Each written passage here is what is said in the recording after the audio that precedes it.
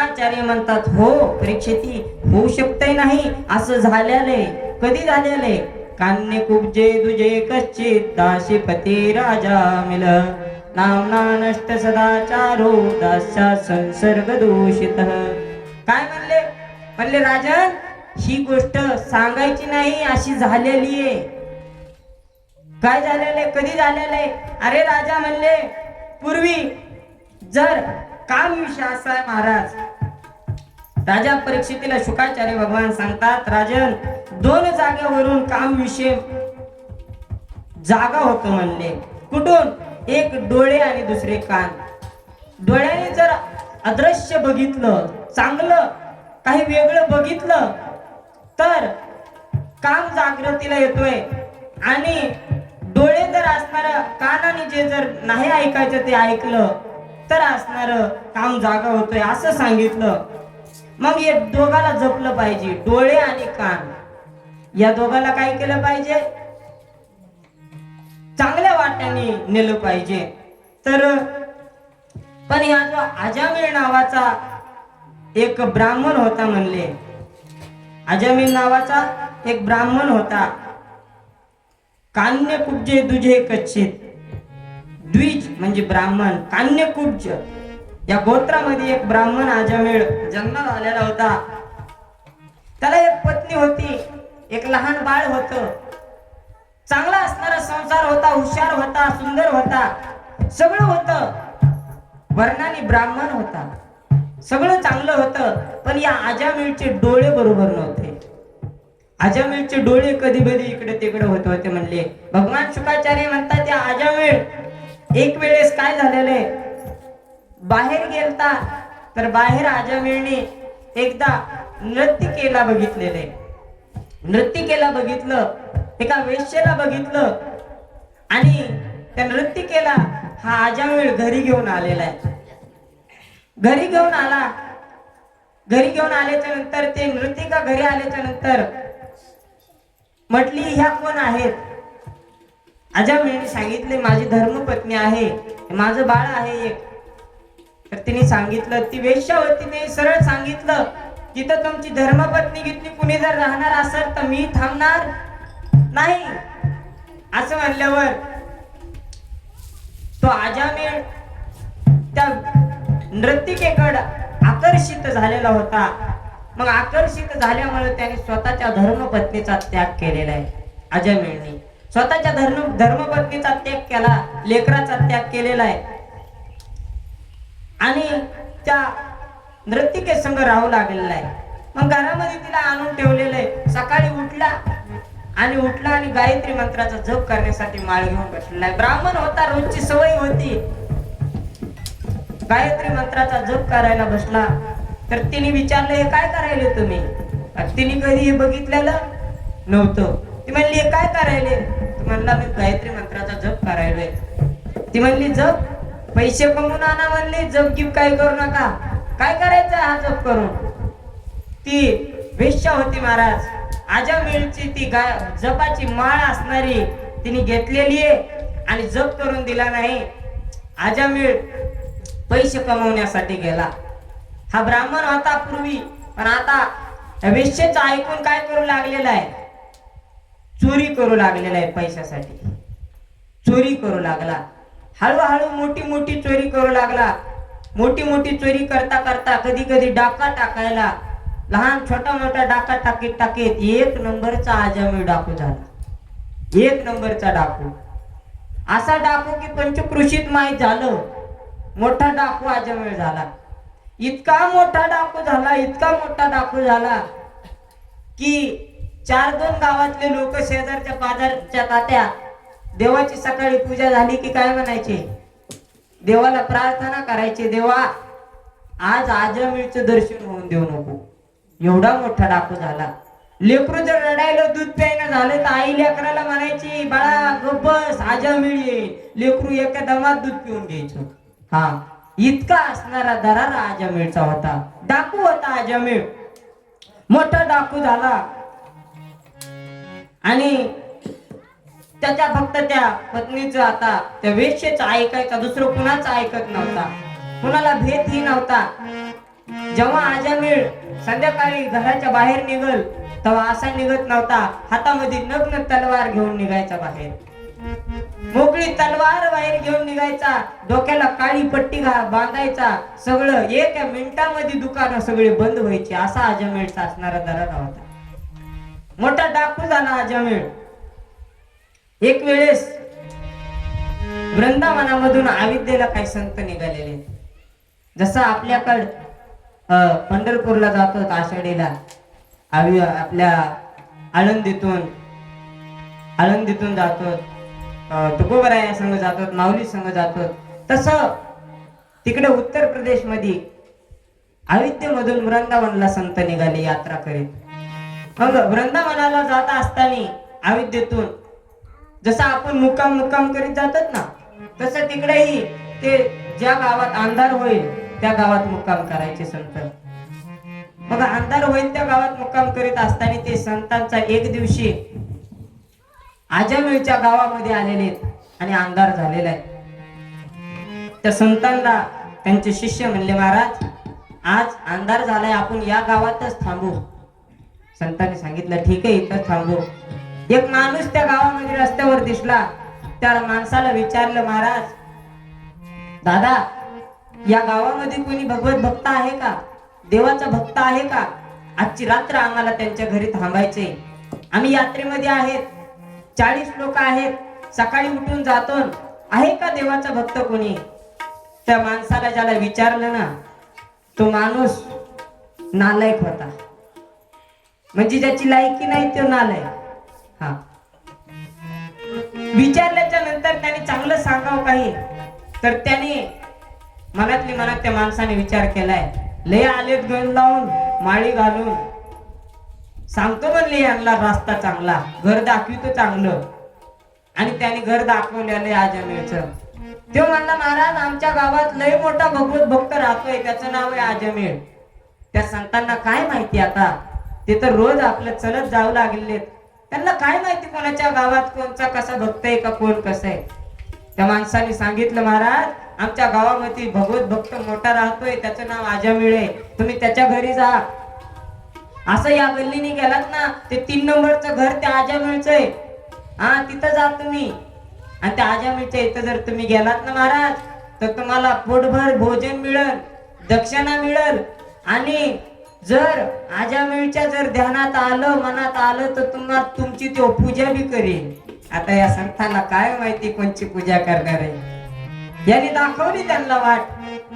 संत गेलेले, दारात जाऊन बाहेरून आवाज दिलेला आहे, भगत आजामिळ बाहेर या. असं म्हणल्याच्या नंतर त्या आजामिळची ती पत्नी बाहेर आली. ती पत्नी बाहेर येऊन म्हणते, महाराज इकडे कुठं, तुम्ही चुकून इकडे आलात वाटतं. त्या संतांनी सांगितलं, नाही पुत्री आम्ही चुकून नाही, एका पुरुषाने एका जणाने आम्हाला इथली वाट दाखवली, या घराचं नाव सांगितलं, सांगा ना भगत आजामिळ कुठे, भक्त कुठे आजामिळ? आम्ही वृंदावनला जाऊ लागलो, आम्ही यात्रेमध्ये आहेत, आम्हाला एक मुक्काम इथं राहायचंय. एक जणाने सांगितलं भगवंताचे भक्त आजामिळ आहेत म्हणून इथं आलो, सांगा ना कुठं आहेत आजामिळ? तर त्या आजामिळच्या पत्नीने सांगितलं, महाराज तुम्हाला चुकीची वाट दाखवली, तुम्हाला चुकीची वाट सांगितली, आजामिळ भक्त नाहीत म्हणले. आजामिळ या पंचकृषीतला नामचीन डाकुई म्हणले, आजामिळ भक्त नाही, तुमची कुणीतरी चेष्टा केलीये. महाराज तुम्ही चुकून इथं आलात, आजामिळ चांगला माणूस नाही, तुम्ही जा. असं म्हणली. ते म्हणले, संत होते ते म्हणले, ठीक आहे काही चिंता करू नका, वापस जाऊ लागले. पण जात असताना त्या वेश्याच्या ध्यानात आलं. ती म्हणली, माझ्या नशिबाने या जीवनात तर कधी पुण्य केलं नाही. झाले संताचे दर्शन, धन्य आजीन झाले संत दर्शन, धन्य झाले संताचे दर्शन, धन्य आजीन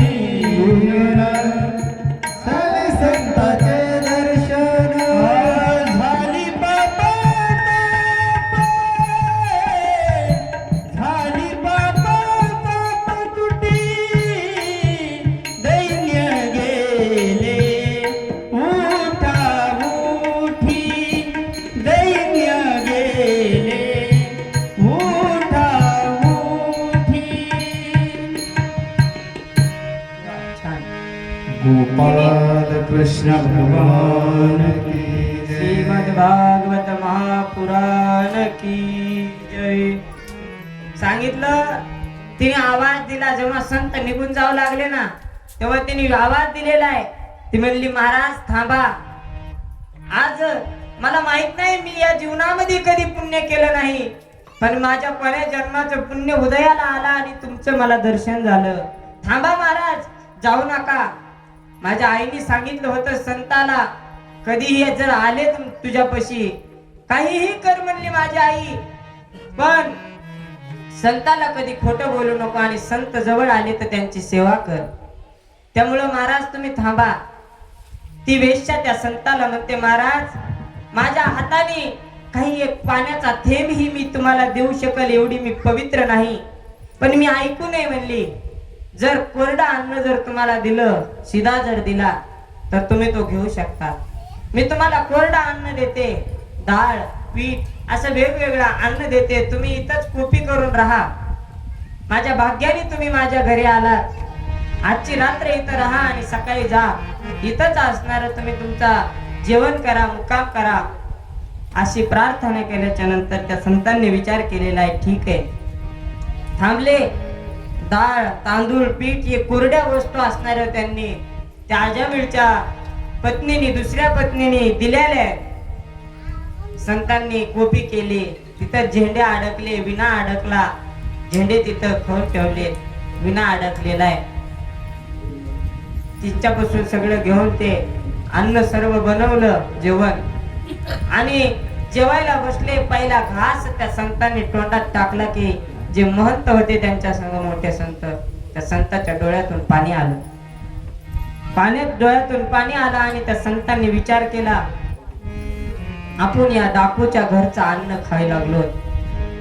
त्या अपवित्र असणाऱ्या अजामिळच्या घरचं आपण अन्न खाल्लंय. ते संत विचार करते आपण या अजामिळचं अन्न खाल्लंय आणि याचं अन्न खाऊन जर आपण याच्यामध्ये तर त्या डाकूमध्ये काही परिवर्तन नाही केलं तर आपण संत असण्याचा काय उपयोग. त्या संतांनी विचार केला आपण याचं अन्न खाल्लंय, याच्यामध्ये परिवर्तन झालं पाहिजे. त्यावेळी जे ते संत होते ते प्रभू श्रीरामाला प्रार्थना करतात, हे रघुवीर थोडी कृपा करा, या अजामिळचं कड लक्ष द्या, या अजामिळचा उद्धार करा, या अजामिळला बदलून टाका प्रभू. असा असणारी प्रार्थना केली आहे त्या संतांनी.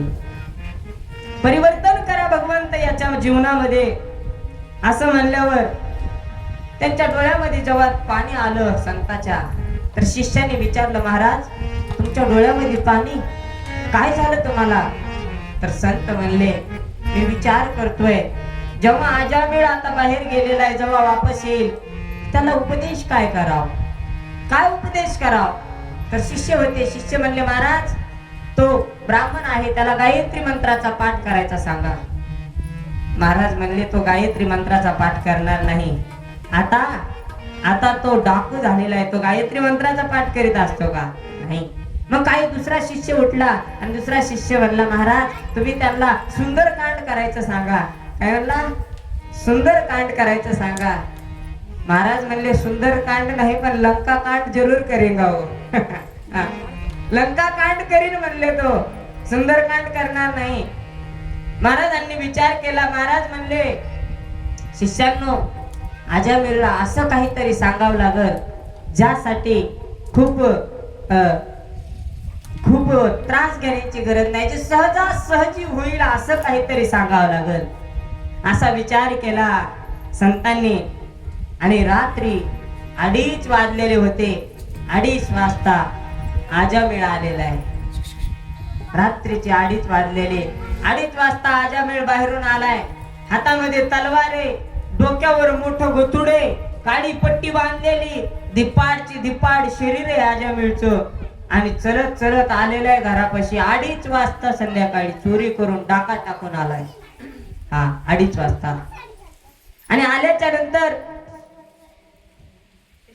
अजामिळने ती दारामध्ये ते झेंडे उभा केलेले, विना अडकलेला, कोपी केलेली ती बघितली अजामिळने. 2:30 वाजता आजामेळची तळपायाची मस्तकाला गेली. हा आणि म्हणला माझ्या दारामध्ये हे कुणी केले. आजामेळला संत महाराजांनी बघितलं की त्याच्या मुग्यात निघायच्या डोक्यातून. त्याला लगेच राग यायचा, डोळे लाल व्हायचे त्याचे. हा संताला बघून ज्याला राग येतो का तो आजचा आजामेळच आहे म्हणायचं. काय संताला बघून जर राग आला तर म्हणायचं तो आजचा कोण आहे? आजामेळ, दुसरा कोणी नाही. मग तो आजामेळच फक्त तो तवाचा हा आजचा. संताला बघून राग नाही आला पाहिजे. संताला बघून तर असं वाटलं पाहिजे त्यांना कधी दंडवत घेईन, संताला कधी प्रणाम करीन, कधी त्यांच्या चरणाची धूळ मी घेऊन माझ्या मस्तकाला लावीन. संताच्या चरणाची जर धूळ मस्तकाला लागली ना तर महाराज मोक्ष प्राप्त. हा संत चरण रे लागतास हे दे, संत चरण रे लागतास हे दे, वासनेचे बीज जळून जाय. वासनेचे बीज जळून जाय. संत चरण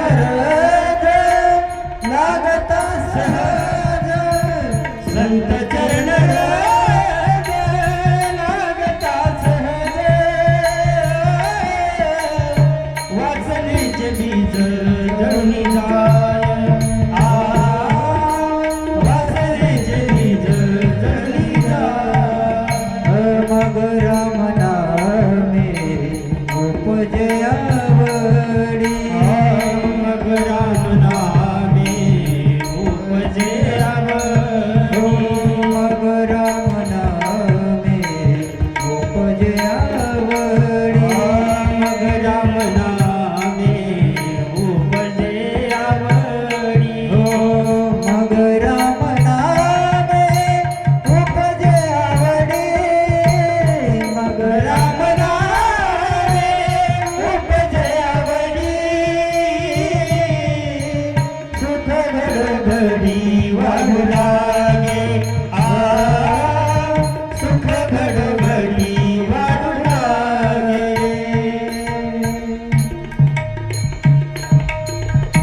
संत चरण रज लागता सहज वासनेचे बीज जळून जाय. हा वासनाचं बीज जळून जाते संताच्या चरणाची धूळ जर आपल्याला लागली. त्यामुळे संताला दंडवत घालावं वाटलं पाहिजे, दर्शन घ्यावं वाटलं पाहिजे, आलिंगन द्यावं वाटलं पाहिजे. संताला आलिंगन जर दिलं तर मोक्ष प्राप्त होतोय असे संत असते. पण या आजामेळ असा होता, याला ते झेंडे दिसले, विणा दिसला, टाळ दिसले की राग आला, क्रोध इतका राग आला की डोळ्यात रक्त उतरलं त्याच्या. आणि मोठ्याने ते गतोड खाली टाकलं, डाका हाणं आणलेलो. हा खाली आदळला आणि काय म्हणतोय, कोण आहे इथं? कोपीमध्ये उठा, उचला हे सगळं गबाळ, निघा इथून. कुणाला विचारून थांबले इथं? असा आजामेळ आरडू लागलेला आहे. आजामेळ आरडायला लागला. आरडत असताना त्या कोपीतले संत बाहेर आले आणि काही बोलणार तेवढ्यात आजामेळची पत्नी बी त्याचा आवाज ऐकून घराच्या बाहेर आली आणि आजामेळ बोलू लागला होता, इथं कुणाला विचारून थांबले, कस काय थांबले असं म्हणायला लागला. तेवढ्यामध्ये आजामेळची ती पत्नी म्हणते, अहो कमून आरडायला, मी थांबवले त्यांना, इथं आरडायला काय झालं तुम्हाला? असं म्हणल्यावर आजामेळ शांत झाला. आजामेळ कुणालाच भेट नव्हता बायकोला सोडून. आजामेळ कुणालाच भेट नव्हता, फक्त बायकोला सोडून.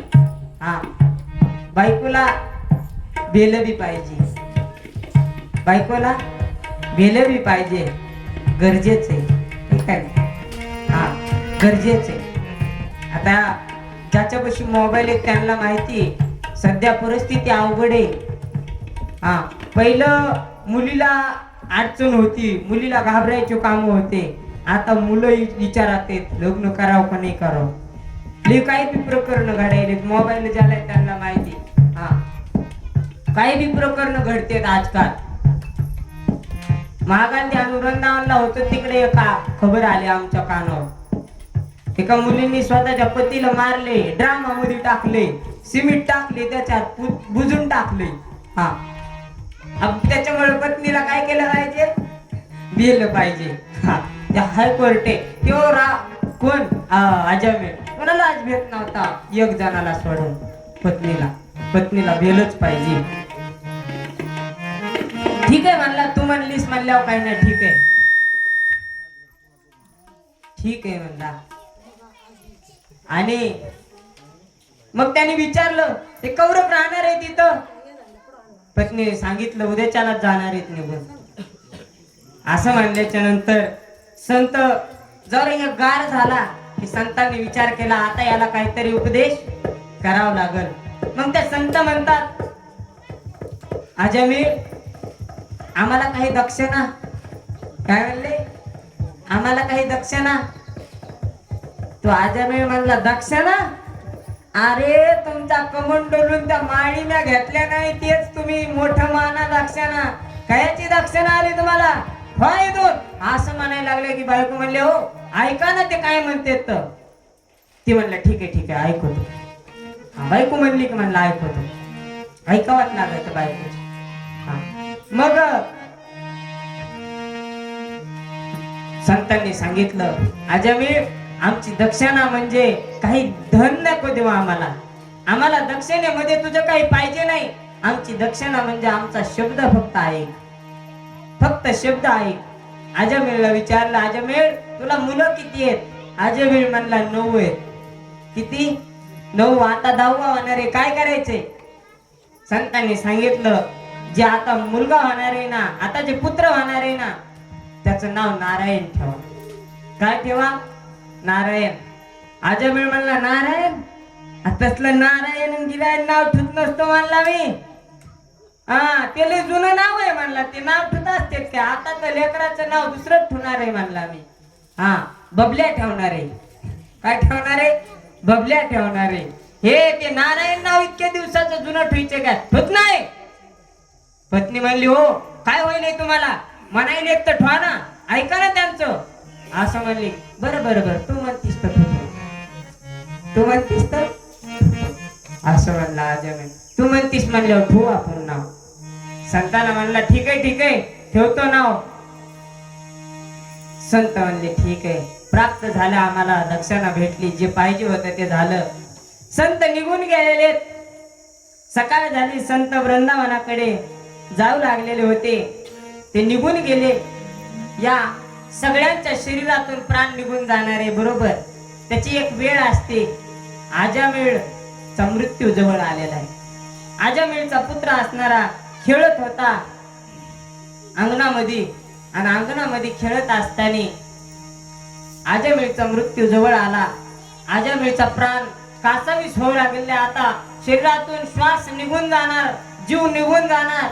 तेवढ्यामध्ये ते जवळ बाळ होत, नारायण 5 वर्षाचं बारीक लेकरू होत. त्या लेकराला बघून या अजमेरने आवाज दिला. काय म्हणतो? नारायणा वाचव मला, असं स्वतःच्या लेकराला आवाज दिला.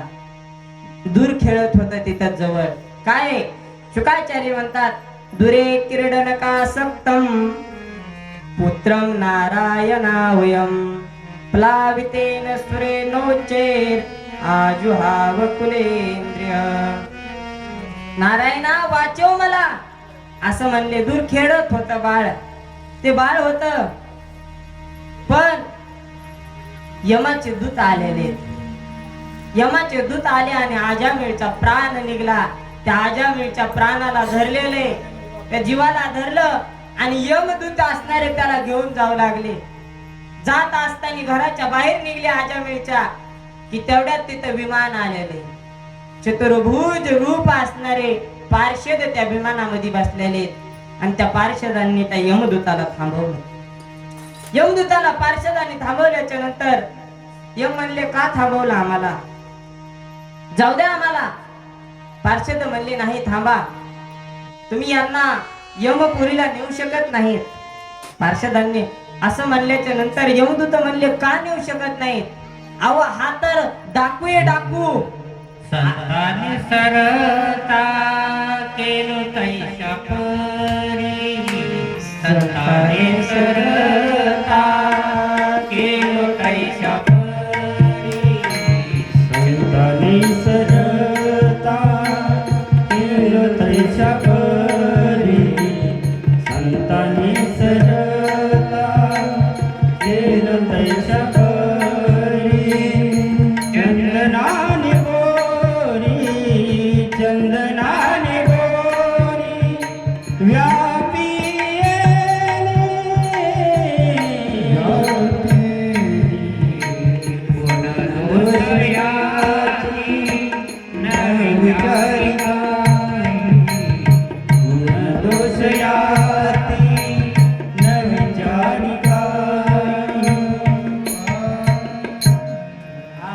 संतांनी सरता केलो तैशा पुरी परी चंदनाने बोरी व्यापली ही एक बोर आहे याला सगळे काटे ही आजामेळ म्हणजे काय बोरीचं झाड आहे पण त्या संतांची संगत झाली चंदन जर बोरीपाशी उगलं तर बोरीची बी त्या चंदना एवढी किंमत होती तशी संतांची काही वेळ या आजामेळला संगत घडल्यामुळं चंदन झालेलं आहे आता कशामुळं शेवटला नाव आलं नाही तर शेवटला नाव येणं सोपं नाही जन्म जन्म मुनी येतन कराई अंतराम काही आवत नाही हा साधं नाही ते नाव येत नाही पण अंती आलं हा कारण संतांनी वाट सांगितलेली होती संतांच्या लक्षात आलं लेकराचं नाव नारायण ठेवल्यावर ह्याला नारायण नाव येईल आणि नारायण नाव घेतल्यावर याचा उद्धार होईल बघा त्या यमाच्या दूताला पार्षदांनी